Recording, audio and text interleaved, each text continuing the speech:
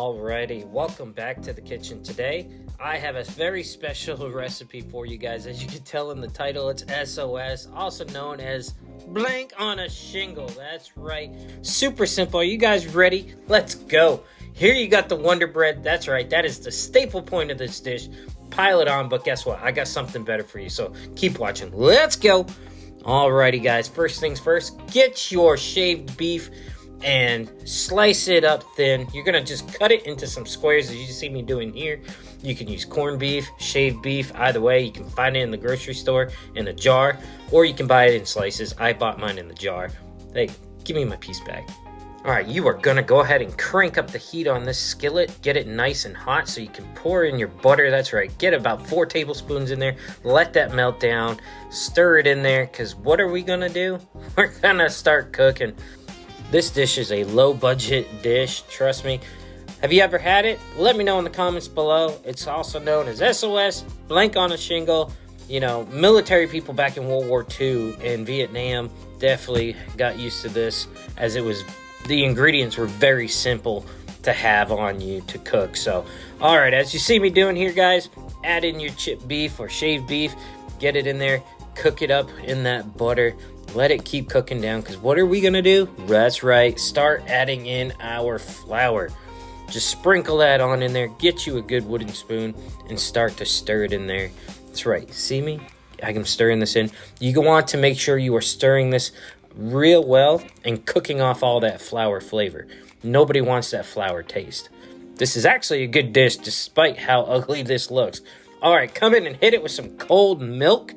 This is whole milk, by the way. Works the best. Start off with a little, mix it all in there, just cooking off that flour flavor. That's what you are looking to do. Add in the rest of your milk and just let this puppy cook. Time to go ahead and start adding your seasoning. All right, we're gonna hit it with some pepper, some smoked paprika, follow them with a little bit of cayenne, my Tennessee seasoning flavor.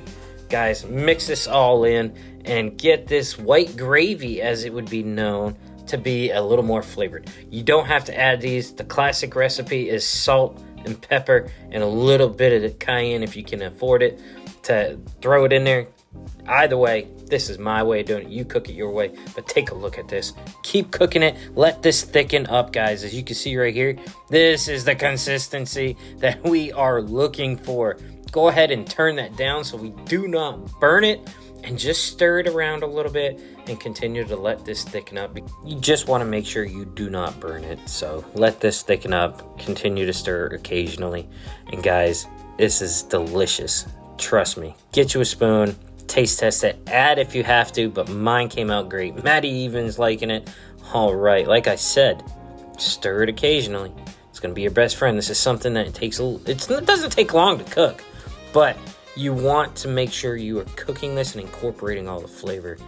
And this really enhances the dish when you just let it cook slow. And guys, trust me, put it on a piece of toast. Nah, I'm just kidding. That's the old school. Get you some cat head biscuits, lather it on there, and plate it up with some fruit if you're having it in the morning. Either way, super simple, delicious recipe. Hope you guys enjoyed this. Thank you, as always, for watching Cooking Time with Johnny, the home of simple, fun, delicious recipes with a country twist.